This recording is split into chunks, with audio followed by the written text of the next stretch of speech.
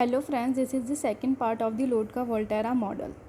In the first part, we have seen the zero isoclines for both the species. अब इस part में हम देखेंगे कि वो दो जो जीरो आइसोक्लाइंस हैं उसे 4 डिफरेंट वेज में कैसे अरेंज कर सकते हैं एक दूसरे के रिलेटिव, और उससे पता चलेगा कि आउटकम क्या है उस कंपटीशन का, उस दो स्पीशीज़ के बीच के इंटर स्पेसिफिक कंपटीशन का क्या आउटकम निकलता है, वो हम उस जीरो आइसोक्लाइन के अरेंजमेंट से पता करेंगे। अब इसमें 4 सिनेरियोज़ होते हैं। इस जो सिनेरियो 1 है उसमें वो ऐसा है, उसमें K1/α12 ग्रेटर है K2 से और K1 ग्रेटर है K2/α21 से। इसमें y एक्सिस पर पॉपुलेशन साइज़ ली है N2 के लिए, x एक्सिस पर पॉपुलेशन साइज़ है N1 के लिए। अब N2 की कैरिंग कैपेसिटी है K2, N1 की कैरिंग कैपेसिटी है K1 और K2/α21 ये बता रहा है कि जो फर्स्ट पॉपुलेशन है, जो फर्स्ट स्पीशीज़ की पॉपुलेशन साइज़ है वो कैसे सेकंड स्पीशीज़ की पॉपुलेशन साइज़ को इफ़ेक्ट कर रही है और सेकंड स्पीशीज़ की कैरिंग कैपेसिटी कैसे कम कर रही है। ऐसे ही K1/α12 बता रहा है कि सेकंड स्पीशीज़ की पॉपुलेशन साइज़ कैसे फर्स्ट स्पीशीज़ को इफ़ेक्ट कर रही है और फर्स्ट स्पीशीज़ की कैरिंग कैपेसिटी को कैसे कम कर रही है। अल्फ़ा इसमें कंपटीशन कोफिशिएंट को डिनोट करता है। अगर आपने अभी तक मेरी फर्स्ट पार्ट नहीं देखा है लोटका-वोल्टेरा मॉडल का तो आप प्लीज़ देखिए, वरना आपको ये वाला पार्ट समझ में नहीं आएगा। तो अब इसमें फर्स्ट सिनेरियो में ये ग्राफ ऐसे अरेंज्ड है। अब इसमें K1/α12 ग्रेटर है K2 से, K1/α12 ग्रेटर है K2 से और K1 ग्रेटर है K2/α21 से। अब इन इक्वेशंस को हम ऐसे रीअरेंज भी कर सकते हैं। α12 को हम इस साइड ले जाएं तो ये इक्वेशन आएगी। इसका मतलब है K1 जो कैरिंग कैपेसिटी है फर्स्ट स्पीशीज़ की वो ज़्यादा है कैरिंग कैपेसिटी सेकंड स्पीशीज़ की multiplied by the effect of second species on the species first. और ऐसे ही जो कैरिंग कैपेसिटी है सेकंड स्पीशीज़ की वो कम है carrying capacity of first species multiplied by the effect of first species on the species second. इसका मतलब साफ है कि जो फर्स्ट स्पीशीज़ है वो ज़्यादा पावरफुल है, वो ज़्यादा पावरफुल कॉम्पिटिटर है और वो ज़्यादा अच्छा इफ़ेक्ट कर रही है सेकंड स्पीशीज़ पे, जितना सेकंड स्पीशीज़ कर रही है फर्स्ट स्पीशीज़ से उससे ज़्यादा। इसे लर्न करने का एक और बहुत ईजी तरीका है जो मैं आपको बताती हूँ। α12 है स्पीशीज़ सेकंड का इफ़ेक्ट स्पीशीज़ 1 पे। अगर डिनोमिनेटर की वैल्यू कम होगी तभी इस पूरे फ्रैक्शन की वैल्यू बढ़ेगी, और अगर डिनोमिनेटर की वैल्यू ज़्यादा है तभी इस पूरे फ्रैक्शन की वैल्यू कम है। जैसे 10/2 जो इसमें डिनोमिनेटर 2 है तो उसकी वैल्यू इस पूरे फ्रैक्शन की वैल्यू 5 हो गई, और अगर 5 है मतलब डिनोमिनेटर बढ़ा तो कम होती गई वैल्यू। वैसे इसका मतलब है कि इसमें डिनोमिनेटर कम है, मतलब जो सेकंड स्पीशीज़ है उसका इफ़ेक्ट फर्स्ट स्पीशीज़ पे कम है, और यहाँ पर ये डिनोमिनेटर की वैल्यू ज़्यादा है इसलिए ये पूरी वैल्यू कम है। इसका मतलब है फर्स्ट स्पीशीज़ का सेकंड स्पीशीज़ पे ज़्यादा अच्छा इफ़ेक्ट है देन जो सेकंड स्पीशीज़ का फर्स्ट स्पीशीज़ पे है। इसका मतलब ऑब्वियस है कि जो फर्स्ट स्पीशीज़ होगी वो जीतेगी इस सिनेरियो में। मतलब species 1 is a strong competitor, interspecific competitor and drives weak species second to extinction. अब हम इसका सेकंड सिनेरियो देखते हैं। इसमें जो K2 है वो ज़्यादा है K1/α12 से और K2/α21 ज़्यादा है K1 से। अब इसका सिंपल सा मीनिंग है कि ये वाली जो वैल्यू है ये ज़्यादा है इसलिए ही ये पूरा फ्रैक्शन की वैल्यू कम है, मतलब सेकंड स्पीशीज़ का फर्स्ट स्पीशीज़ पे इफ़ेक्ट ज़्यादा है, और ऐसे ही ये वैल्यू कम है इसलिए ये पूरी वैल्यू इस पूरे फ्रैक्शन की वैल्यू ज़्यादा है। मतलब जो स्पीशीज़ 1 है उसका इफ़ेक्ट स्पीशीज़ 2 पे कम है।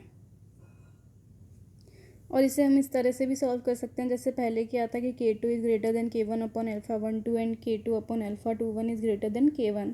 तो इसे रीअरेंज किया तो इससे आ गया कि जो K2 है वो एक स्ट्रॉन्ग कॉम्पिटिटर है। तो species 2 is a strong interspecific competitor and species 2 goes to carrying capacity K2 and species 1 is competitively excluded by species 2। मतलब species 1 कंपटीशन से एक्सक्लूड हो जाएगी उस एनवायरनमेंट में और स्पीशीज़ टू अपनी कैरिंग कैपेसिटी तक पहुंचेगी। अभी तक जो 2 सिनेरियोज थे वो तो बहुत इजी थे, मगर अब जो सिनेरियो 3 है वो थोड़ा कॉम्प्लेक्स है, जिसमें ये दोनों ज़ीरो आइसोक्लाइन एक दूसरे को इंटरसेक्ट कर रही है। तो इसमें देखिए जो K1/α12 है वो ग्रेटर है K2 से और K2/α21 ग्रेटर है K1 से। अब इन्हें हमने ऐसे रीअरेंज किया तो K1 ग्रेटर हो गया K2/α12 से और K2 ग्रेटर हो गया K1/α21 से। इसका मतलब है इस वैल्यू की वैल्यू कम है और इस डिनोमिनेटर की भी वैल्यू कम है, इसलिए जो पूरा फ्रैक्शन है इनकी वैल्यू ज़्यादा है।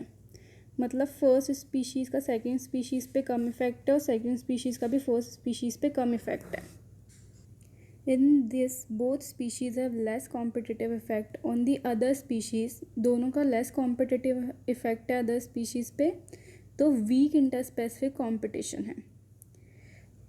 इसका मतलब है कि वो दोनों एक दूसरे के साथ कोएग्जिस्ट कर जाएंगी। स्पीशीज़ कोई भी दूसरी स्पीशीज़ को कॉम्पिटिटिवली एक्सक्लूड नहीं करेंगी। एग्जाम्पल्स होते हैं इसके, देयर वर निश डिफरेंशिएशन बिटवीन दी स्पीशीज़। जो दो स्पीशीज़ हैं जो एक एरिया में रह रही है बट उनका निश अलग है, तो एक दूसरे के साथ compete नहीं करती। तो इसका आउटकम होता है stable coexistence of the competitors. दोनों कॉम्पिटिटर्स एक एनवायरनमेंट में स्टेबली कोएग्जिस्ट कर जाते हैं और दोनों एक दूसरे को एक्सटिंक्ट नहीं करते। अब जो लास्ट सिनेरियो है वो है सिनेरियो 4, जिसमें K2 ज़्यादा है K1/α12 से और K1 ज़्यादा है K2/α21 से। अब इसमें हम लास्ट सिनेरियो देखेंगे सिनेरियो 4, जिसमें K2 ज़्यादा है K1/α12 से और K1 ज़्यादा है K2/α21 से। इसका मतलब है कि ये जो डिनोमिनेटर है इसकी वैल्यू ज़्यादा है और इस डिनोमिनेटर की वैल्यू ज़्यादा है, इसलिए पूरी फ्रैक्शन की वैल्यू कम हो गई। इन दोनों फ्रैक्शंस की वैल्यू कम हो गई। इसका मतलब जो सेकंड स्पीशीज़ का इफ़ेक्ट है वो फर्स्ट स्पीशीज़ पे बहुत ज़्यादा है और ऐसे फर्स्ट स्पीशीज़ का इफ़ेक्ट भी सेकंड स्पीशीज़ पे बहुत ज़्यादा है। इसे हम ऐसे भी रीअरेंज कर सकते हैं। तो individuals of both species are greater competitive effect on individuals of other species. तो इस वाले सिनेरियो का outcome, each species is more aggressive towards individual of other species, both species are capable of driving the other species to extinction. अब इन दोनों में competitive spirit बहुत ज़्यादा है और ये इनमें से कोई सी भी स्पीशीज़ 1 या स्पीशीज़ 2 किसी भी दूसरी स्पीशीज़ को एक्सटिंक्ट कर सकती है, कॉम्पिटिटिवली एक्सक्लूड कर सकती है। और इसमें जो विनर है वो इनिशियल कंडीशन से पता चलता है। जैसे इनिशियली अगर किसी भी स्पीशीज़ 1 की अगर पॉपुलेशन ज़्यादा है तो वो स्पीशीज़ 2 को एक्सक्लूड कर देगा, और अगर स्पीशीज़ 2 की ज़्यादा है शुरू से तो स्पीशीज़ 1 को एक्सक्लूड कर देगा। अब इसका हम एक समरी लिख लेते हैं जिससे हमें इसे रिवाइज़ करने में बहुत आसानी हो जाएगी।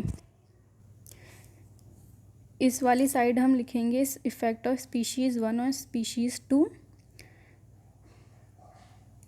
ये स्पीशीज़ 1 का स्पीशीज़ जो 2 पे इफ़ेक्ट है वो देख रहे हैं।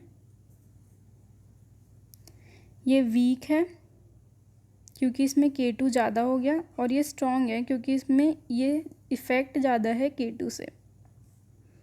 और ऐसे ही effect of species 2 on species 1,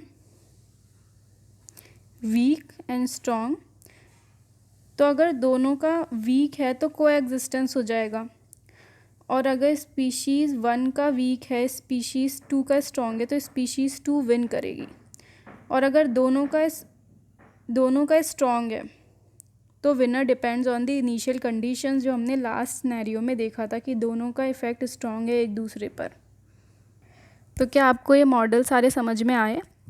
आप प्लीज़ मुझे कमेंट सेक्शन में बताना, और अगर कोई भी प्रॉब्लम हो तो मुझसे पूछना। And thank you for watching my video. Please like, share and subscribe.